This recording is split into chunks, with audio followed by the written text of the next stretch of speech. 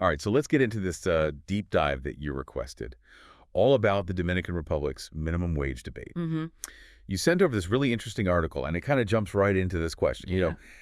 Everyone's thinking about it. Can the DR raise the minimum wage without kind of like triggering an economic disaster? Hmm. And what I found striking right from the beginning is the author actually seems to think it's doable. Yeah, it's a fascinating approach, right? Like right off the bat. It Yeah. really is a question with some serious implications. Hmm. I will say the article does a really good job of laying out the complexities, Yeah. not just looking at the plus side, but really taking a look at both the upsides for workers and the potential downsides, the risks for businesses. Exactly. And they don't shy away from the numbers. Yeah. Like one stat that really stood out to me, over half of Dominican workers are in the informal market. Wow. We're talking 57%. Yeah. So that just has to make enforcing any minimum wage increase this logistical nightmare, right? Yeah, it's certainly a huge challenge. I mean, think about it. How do you even begin to track and regulate wages for businesses that aren't even officially, on the books? Yeah, And then you layer on top of that this multi-tiered system right. where the minimum wage can change depending on what sector you're in and even the company size. Well, so different minimum wages for different types of jobs. It's true. Why is that? Well, the idea is that some sectors, like let's say tourism, can usually afford to pay more than others, like agriculture. Uh-huh. And within each sector, bigger companies, they're often required to pay a higher minimum wage than smaller businesses. Oh, interesting. The thinking there is that larger businesses, they've got more resources. They can handle those extra costs a bit easier. Okay, so that makes sense, but it also Yeah. makes it really complicated, Yeah. right? I mean, lots of moving pieces. Where does the DR's minimum wage, like where does it stand compared to other countries in the region? Well, according to the article, it looks like they're somewhere in the middle. They're above places like Nicaragua and Honduras, Okay. but below Costa Rica and Chile. And what's really interesting is Costa Rica, just like the DR, they depend a lot on tourism, Right. but they have a much higher minimum wage. So that makes you wonder, what are the factors that are leading to these differences? That is fascinating. You'd think with tourism playing such a big role for both economies, they'd be more in line with each other. But let's bring it back to the DR. Right. The article really emphasizes that for a lot of Dominicans, the current minimum wage just isn't enough to cover, like, basic needs. Yeah. It even states that the highest minimum wage only covers half of what a basic food basket costs. Yeah, that's a tough reality. And it really gets at the heart of the argument for increasing the minimum wage, right? Right. This moral obligation to make sure that all workers have at least a decent standard of living. Yeah. If someone's putting in a full day's work, they should at least be able to afford the essentials. For sure. But the article doesn't just stop at the moral argument, right? Right. It goes into the potential economic impacts as well. Mm. And not all of them are good, are they? Like, what about how a wage increase might affect businesses? What are people saying about that? Yeah, that's a valid concern. The article acknowledges that raising what businesses have to pay their employees could definitely put a strain on them, especially smaller businesses and medium-sized businesses. Right. And yeah, those are the ones that typically operate on tighter budgets. Right. They may not have a lot of wiggle room to absorb those extra costs, which unfortunately could lead to job losses. So it really is a balancing act, isn't it? I mean, you want to improve the lives of workers, but not if it means hurting businesses and the overall economy. You got it. And on top of that, the article also brings up the potential for inflation. When wages go up, prices often follow. Right. And that can actually make those wage gains less meaningful because everything just costs more. So it's like a 2 steps forward, 1 step back kind of thing. Exactly. So what's the answer then? How do you raise wages without causing these, like, ripple effects? Well, one thing the article really dives into is that it's not just about the wage increase itself. It's about the bigger policy picture. Okay. What else is happening at the same time? Okay, so unpack that a little bit. What kind of policy changes would need to happen alongside a minimum wage increase? Well, we'll dive into that right after the break. It's all about those policy changes that could really help soften the blow of a minimum wage increase in the Dominican Republic.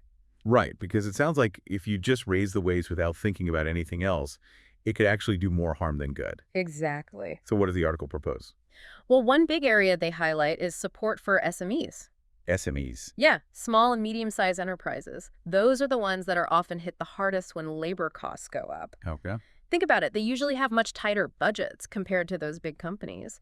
They might not have the extra cash to handle a sudden jump in payroll expenses. So the article suggests some targeted help, like maybe tax breaks or making it easier for them to get loans with lower interest rates, to help them adapt to those changes. Okay, that makes sense. Give them a little bit of a cushion to adjust. Yeah. But wouldn't all that cost the government money? It would, but the article makes a strong case that those costs would be outweighed by the benefits in the long run. Okay. Think about it. If SMEs are forced to shut down or lay off employees, it hurts the whole economy. Right. But if you can help them get through that transition, you're much more likely to see sustainable growth and more jobs being created. Okay, I see the logic there.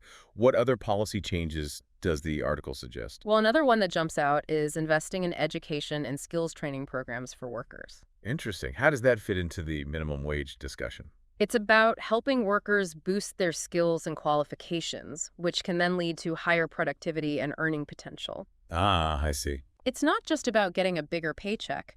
It's about having the skills and knowledge to earn a bigger paycheck. And when workers are more productive, the whole economy benefits. So it's about empowering people, not just handing them more money. Exactly. And, we talked earlier about how the informal sector makes it tough to enforce minimum wage laws. Right. Investing in education and training could actually help informal workers transition into the formal economy, where they'd have more protection and benefits. Right, because if you're working under the table, there's no guarantee you'll actually see any of that minimum wage increase. Exactly. So this is about formalizing the economy as well. Yeah, it all ties together. And the article makes another important point. We need better enforcement of labor laws in general. Okay, what does that look like? Well, it could involve things like making labor inspections more effective, streamlining the process for businesses to register and follow the rules, maybe even giving incentives to workers to report violations. Oh, interesting. It's about creating a system where everyone's on the same page and workers' rights are protected. So it's not just about the paycheck. It's about fairness and transparency for both workers and businesses. Absolutely. And that leads us back to the author's belief that there is actually room for a minimum wage increase in the Dominican Republic. But they're not talking about just any increase. It needs to be done strategically and thoughtfully with all these other policies working in tandem. Yeah, it's not a one-size-fits-all solution. This has been really insightful, but it seems like even with these policy changes, there's still a chance things could go wrong. Oh, for sure. There are definitely risks involved. And the article digs into some of those potential downsides, like job losses and inflation. Right, we talked about inflation earlier, but it also mentioned some pretty alarming statistics about potential job cuts. One of the things that really stood out to me was that job losses often disproportionately affect certain groups, particularly young men in the construction sector and those working for small businesses. It's kind of scary to think that even with good intentions, raising the minimum wage could end up hurting those who are already the most vulnerable. It's definitely a valid concern, and it highlights the need for all those supporting policies we've been discussing. Right, because if you're providing support to those SMEs during this transition, you're hopefully preventing some of those widespread job losses. Exactly. It's about finding ways to reduce the risks while still aiming for the potential benefits. It's all about balance. So the article suggests that any decision about raising the minimum wage needs to be based on hard data, right? That's right. They emphasize using economic indicators like inflation, cost of living, and worker productivity to make informed decisions. So it's not just about picking a number that sounds good. Not at all. It's about crunching the numbers and figuring out that sweet spot where a wage increase actually makes a difference for workers without completely destabilizing the economy. It sounds complicated. But who's ultimately in charge of making that call about whether and how much to raise the minimum wage? Well, in the Dominican Republic, that decision is made by the National Wage Committee. Okay, who's on that committee? It's a group made up of representatives from the government, businesses, and labor unions. Oh, interesting. So it's not just a top-down decision. Everyone gets a say. Right. The idea is to get all the key stakeholders involved, to have them share their perspectives, look at the data together, and hopefully come to a decision that benefits everyone. That makes a lot of sense. It seems like there's no easy solution here. Nope. The minimum wage debate is complex, and it requires a deep understanding of all the different factors involved. But it's definitely a discussion worth having, even if it's tough. Well said. We've covered a lot of ground today.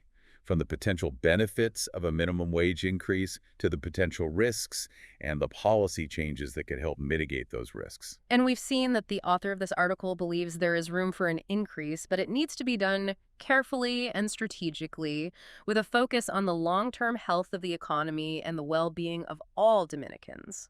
Couldn't have said it better myself. Listeners, we encourage you to keep digging into this topic. The minimum wage debate is happening everywhere, and it's a conversation that affects us all. Thanks for joining us on the Deep Dive. So we've been talking all about this whole complicated issue with the Dominican Republic's minimum wage. Yeah. And it really is like so much more to it than you'd think at first glance. Yeah, definitely. It's multifaceted for sure.